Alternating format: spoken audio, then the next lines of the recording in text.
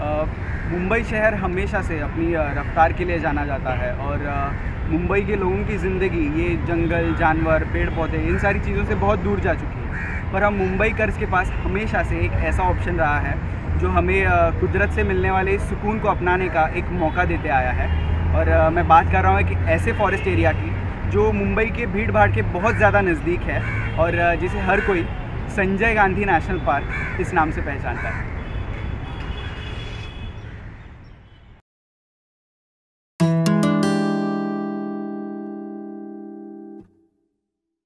नमस्कार मंडली, कैसे क्या चल रहा है। This is Aniket from amazingly weird और आप सभी का स्वागत है exploring dreams and rediscovering Mumbai के एक नए एपिसोड में। तो इस एपिसोड में मैं आया हूँ संजय गांधी नेशनल पार्क और अभी मैंने जस्ट नेशनल पार्क में एंटर किया। यहाँ पर एडल्ट्स का टिकट हुआ लगभग 70 रुपीज़ और साथ में हम लोगों ने साइकिल्स भी रेंट किए थे। तो साइकिल्स का लगभग हमें 4 आवर्स के लिए उन्होंने 200 रुपीज़ चार्ज किया। कानेरी केव्स जाके रिटर्न आने के लिए लगभग 4 घंटे लग जाएंगे हमें और उसके लिए एक साइकिल के लिए 200 रुपीज़ चार्ज किया उन लोगों ने। यहीं बाहर से हमने साइकिल रेंट किया था और अंदर एंटर करने के बाद हमारा टिकट चेक हुआ, बट एज सच हमारा बैग वगैरह कुछ चेक नहीं किया उन्होंने।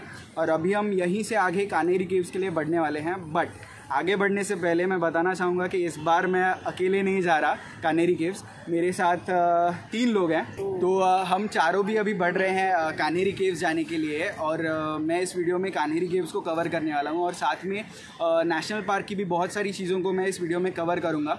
तो वीडियो एंड तक ज़रूर देखिए और अभी हम वीडियो की शुरुआत करते हैं। और चैनल को सब्सक्राइब करना मत भूलना और वीडियो अच्छा लगे तो वीडियो को लाइक भी कर देना। चलिए शुरू करते हैं।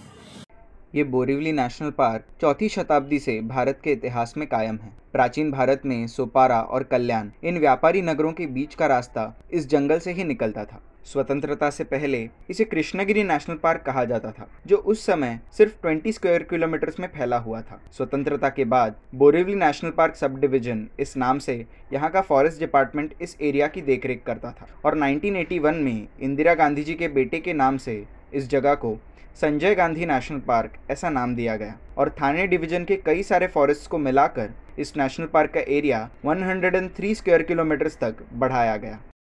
तो अभी हम ये ट्रेल फॉलो करते हुए आए हैं और यहाँ से हम स्ट्रेट सीधे चले जाएं तो कान्हेरी केव्स की तरफ चले जाएंगे। और यहाँ पर अगर आप मैप में देखें तो लेफ़्ट की तरफ जाने वाला जो रास्ता है वो शिलोंडा ट्रेल की तरफ आपको लेके जाएगा।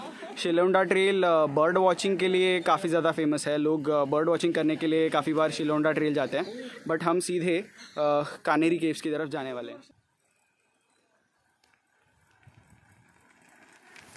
तो अभी ये ट्रेल फॉलो करके हम यहाँ तक पहुँचे हैं और यहीं से सीधे ट्रेल कान्हेरी केव्स की तरफ जाता है।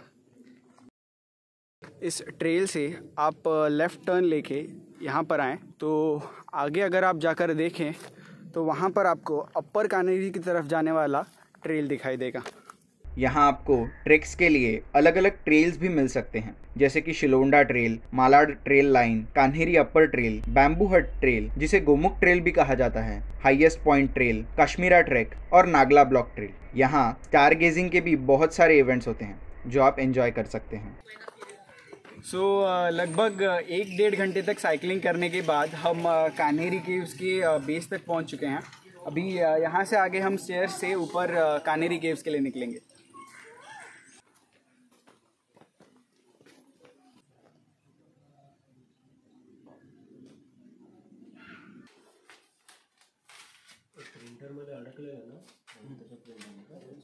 ओके, किती 25 है ना?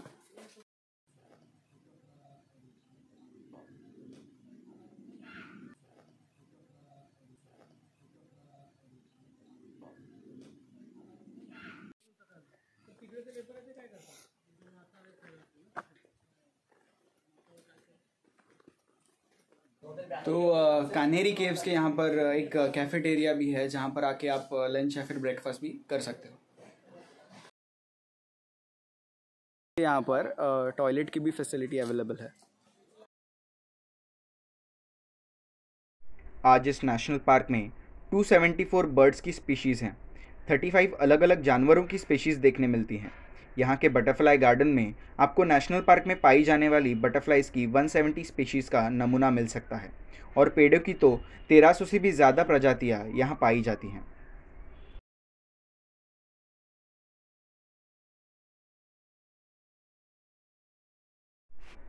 कान्हेरी केव्स एक बुद्धिस्ट मोनास्टिक एस्टैब्लिशमेंट है जिसे 11वीं शताब्दी में बनाया गया था।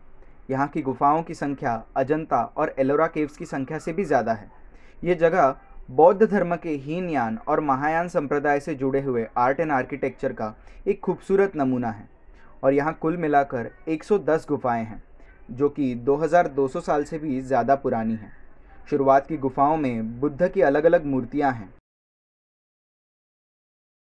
आगे की गुफाएं जो चढ़ाई चढ़ने के बाद आती हैं वो ज़्यादातर बौद्ध भिक्षुओं का निवास प्रतीत होती हैं। कई गुफाओं में तो दो दो कमरे भी बने हुए हैं। यहाँ आपको अलग अलग तरह की मुद्राओं में बुद्धा के स्कल्पचर्स देखने को मिलेंगे और इन गुफाओं में बुद्धा को स्तूपा, बोधि ट्री और फुटप्रिंट्स के माध्यम से सिंबलाइज किया गया है जो बौद्ध धर्म के हीनयान संप्रदाय के अस्तित्व को प्रकट करता है। यहाँ की गुफाओं में बुद्ध की प्रतिमाओं को स्थानक बुद्ध, मानुषी बुद्ध और बोधिसत्व के साथ प्रदर्शित किया गया है।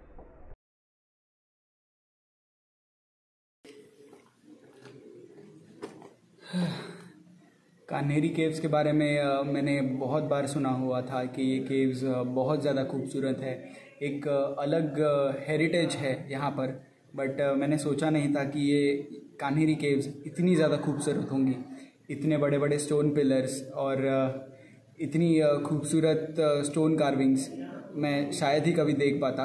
अगर आप बोरीवली के कहीं आसपास रहते हो या फिर मुंबई में ही रहते हो तो मुझे ऐसा लगता है कि आपको कान्हेरी केव्स ज़रूर विज़िट करना चाहिए। ये जगह जो है काफ़ी पीसफुल है, काफ़ी खूबसूरत है और मैं कई बार नेशनल पार्क आ चुका हूँ। आई गेस 4th स्टैंडर्ड में एक बार मेरी स्कूल की ट्रिप भी यहाँ पर आई थी, तभी मैं नेशनल पार्क आया था और यहाँ पर अलग अलग जगह पर मैं घूमा था। बट उस समय भी मैं कान्हेरी केव्स नहीं आया था। बट सच में कान्हेरी केव्स बहुत खूबसूरत है, आपको यहाँ पर ज़रूर आना चाहिए। गुफाओं में कार्व की गई बाकी प्रतिमाओं में आपको सर्वानंद अवलोकितेश्वर, बोधिसत्व और मुचलिंद देखने मिलेंगे। यहाँ के इंस्क्रिप्शंस में दानदाताओं और आश्रयदाताओं के नाम लिखे हुए हैं। इन इंस्क्रिप्शंस की खास बात यह है कि इनमें उस ज़माने के बौद्ध भिक्षु, सुनार, व्यापारी और साथ में राजनीतिक और प्रशासनिक व्यक्ति इनके नाम लिखे गए हैं, जिनके दान से यहाँ की गुफाएं, जलकुंड यानी कि वाटर टैंक्स, सीढ़ियाँ, बेंचेस, पिलर्स और दीवारें बनाई गई थीं। सातवाहना डायनेस्टी के बाद जो रूलर्स व्यवस्था में आए उनमें से कईयों के नाम यहाँ पाए गए हैं। यहाँ की कुछ गुफाओं में आपको अजंता स्टाइल की पेंटिंग्स और मिनिएचर स्तूपास भी देखने मिलेंगे। गुफाओं की कई सारी मूर्तियाँ खंडित हो गई हैं, पर इसके बावजूद उनकी खूबसूरती को आज भी महसूस किया जा सकता है। कान्हेरी में सबसे ऊंची बुद्ध मूर्ति 25 फीट की है। ज़्यादातर बुद्ध मूर्तियाँ खड़ी अवस्था में हैं और माना जाता है कि कान्हेरी बौद्ध शिक्षा के अध्ययन का बहुत बड़ा केंद्र हुआ करता था। कुछ गुफाओं तक पहुंचने के लिए चट्टानों को काटकर सीढ़ियां बनाई गई हैं। सारी गुफाओं को नंबर दिए गए हैं, इसलिए यहाँ घूमने में कोई दिक्कत नहीं आती।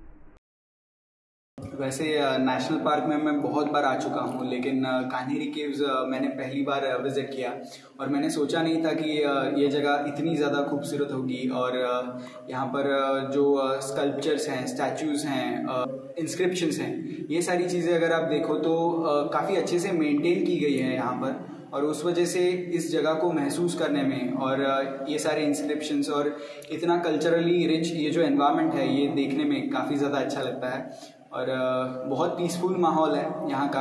बट कई बार यहाँ पर जो टूरिस्ट आते हैं वो इस माहौल को बहुत ज़्यादा ख़राब कर देते हैं।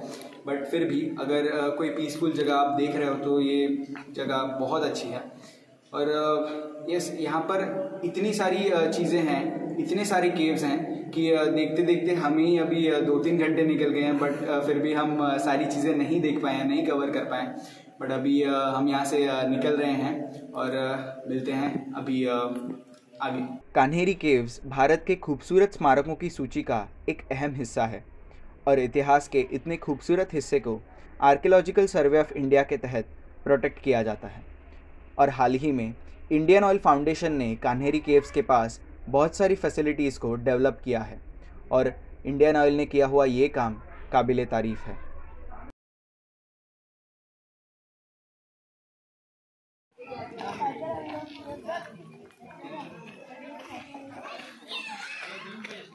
तो अभी काफ़ी अच्छी तरह से हमने कान्हेरी केव्स एक्सप्लोर किया। अभी हम अपनी साइकिल से लेके एग्जिट गेट की तरफ बढ़ रहे हैं।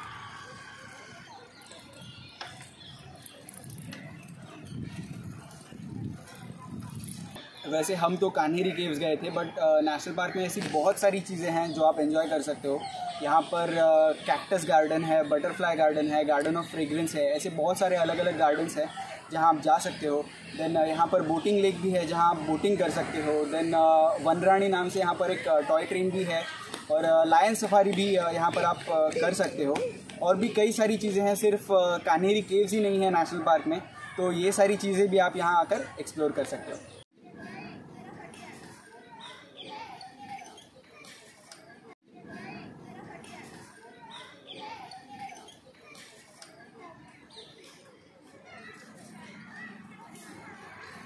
कान्हेरी केव्स तो आप एक दिन में कवर कर सकते हो, पर अगर आप अलीबाग जैसी जगह में कुछ दिनों के लिए स्टे करना चाहते हो तो आप गायकर फार्म हाउस रुक सकते हो। ये farm house Alibag bus depot से 8 किलोमीटर की दूरी पर है और मांडवा जेट्टी यहाँ से 15 किलोमीटर दूर है।